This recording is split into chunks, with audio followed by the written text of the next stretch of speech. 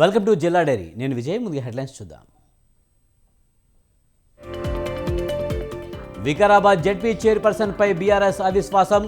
కాంగ్రెస్లో చేరిన సునీతారెడ్డిపై నో కాన్ఫిడెన్స్ నోటీస్.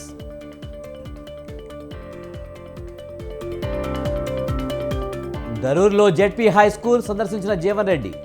అదనపు గదులు మంజూరీకి కృషి చేస్తానన్న ఎమ్మెల్సీ. మేడ్చల్ జిల్లా బోడుపల్లో మహిళల ధర్నా. జనావాసాల మధ్య వైన్ షాప్పై ఆగ్రహావేశాలు.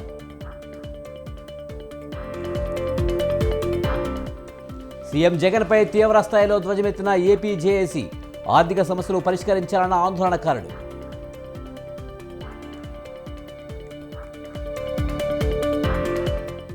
విశాఖ జిల్లా నక్కవానిపాలెం వద్ద కారు బీభత్సం. రాంగ్ రూట్లో దూసుకువచ్చిన కారు, మహిళ మృతి.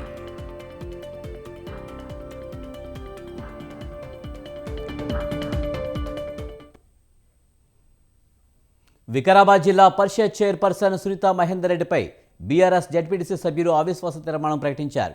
సునీతారెడ్డి శుక్రవారం నాడు కాంగ్రెస్ పార్టీలో చేరడంతో అవిశ్వాసం తెలిపారు. వికారాబాద్, తాండూరు మాజీ ఎమ్మెల్యేలు ఆనంద్, రోహిత్ రెడ్డి ఆధ్వర్యంలో జేసీ లింగ నాయకును కలిసిన జెడ్పీటీసీ సభ్యులు అవిశ్వాసం నోటీసు ఇచ్చారు. అవిశ్వాస తీర్మానానికి 12 మంది జెడ్పీటీసీ సభ్యులు హాజరయ్యారు.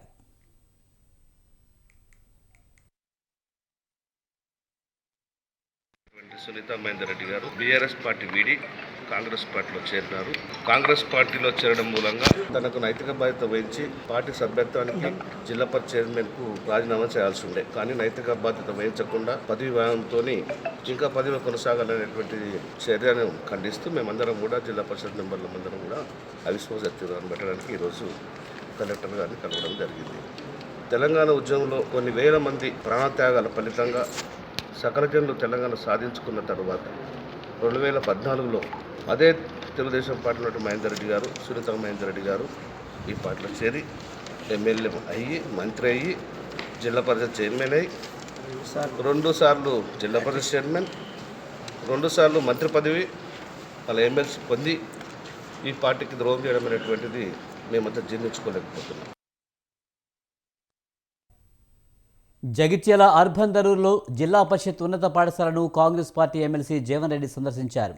విద్యార్థులతో జీవన్ రెడ్డి మాట్లాడుతూ వారికి అందుతున్న మౌలిక సదుపాయాల గురించి అడిగి తెలుసుకున్నారు. విద్యార్థుల హ్యాండ్ రైటింగ్ చూసి జీవన్ రెడ్డి అభినందించారు. పాఠశాలలో గదులు సరిపోవడం లేదని ఎమ్మెల్సీ జీవన్ రెడ్డికి విద్యార్థులు తెలిపారు. స్కూలుకు మరిన్ని గదులను మంజూరు చేసేందుకు కృషి చేస్తానని విద్యార్థులు, ఉపాధ్యాయులకు జీవన్ రెడ్డి చెప్పారు.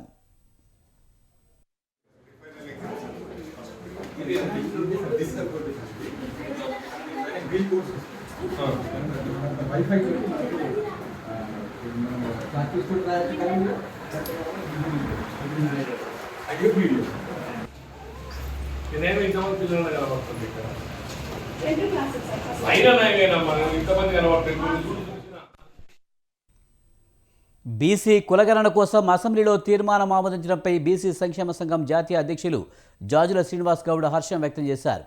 కాంగ్రెస్ పార్టీ ఎన్నికల మేనిఫెస్టో ప్రకారం బీసీల కులగణన హామీపై అసెంబ్లీలో ఏకగ్రీవంగా తీర్మానించింది.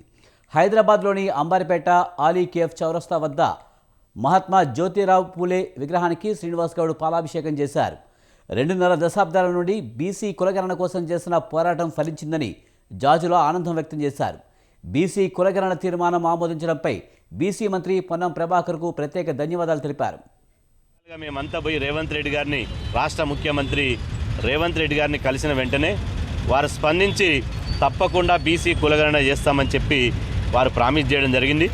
అందులో భాగంగానే బీసీలకు ఇచ్చినటువంటి హామీ మేరకు, కాంగ్రెస్ పార్టీ ఎన్నికల్లో ఇచ్చినటువంటి మేనిఫెస్టో హామీ మేరకు నిన్న అసెంబ్లీలో తెలంగాణ రాష్ట్రంలో సమగ్ర కులగణన చేస్తామని చెప్పి అసెంబ్లీలో బీసీ సంక్షేమ శాఖ మంత్రి పొన్నం ప్రభాకర్ గారు ఇవాళ అసెంబ్లీలో తీర్మానాన్ని ప్రవేశపెడితే మొత్తం అఖిలపక్ష పార్టీలు, ప్రభుత్వం మద్దతు ఇచ్చి ఏకగ్రీవంగా తీర్మానం ఆమోదించకపోవడం జరిగింది.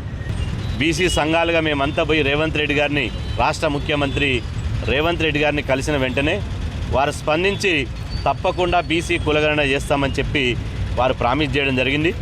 అందులో భాగంగానే బీసీలకు ఇచ్చినటువంటి హామీ మేరకు కాంగ్రెస్ పార్టీ ఎన్నికల్లో ఇచ్చినటువంటి